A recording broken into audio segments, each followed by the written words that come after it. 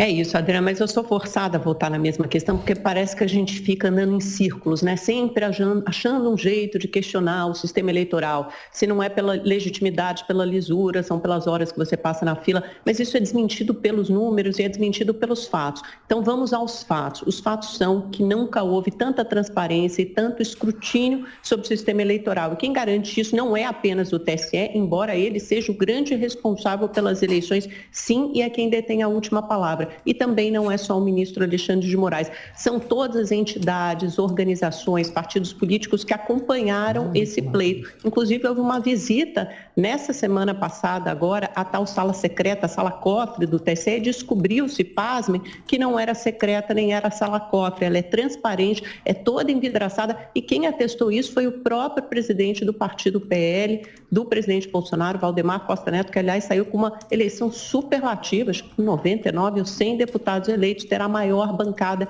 do Congresso. Então, veja que as urnas, elas só fizeram confirmar a vontade do eleitor. Além disso, todo esse sistema eleitoral e o processo inteiro foi acompanhado de perto, muito de perto, pelos militares, as Forças Armadas, pelo TCU, pela OAB, pelos partidos políticos, por várias universidades públicas e privadas, por quem quer que estivesse interessado, todos se debruçaram sobre esse processo eleitoral, além, claro, dos observadores internacionais, acho que de 26 países, todos atestando a confiança, a lisura, a legitimidade e a rapidez do resultado com o qual saiu a votação. E para me focar nos números, olha só, 57, o presidente Lula recebeu a maior votação da história de um candidato no primeiro turno, com 57 milhões de votos.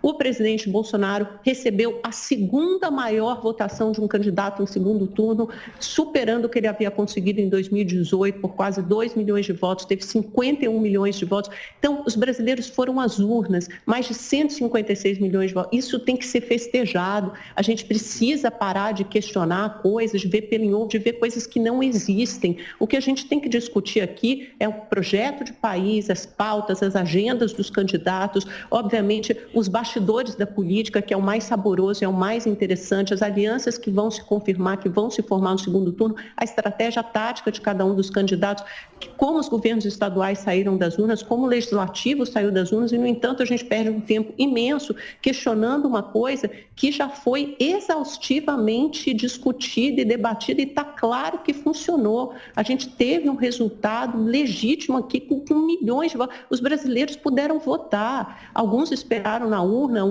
talvez um ou outro tenha desistido, é chato, é chato. Em vários países do mundo a gente vê pessoas passando horas na fila. Claro que isso tem que ser melhorado, resolvido, tem que se apontar o problema, o que houve. Claro que tem, mas isso não diminui a importância, a relevância que teve o pleito de ontem.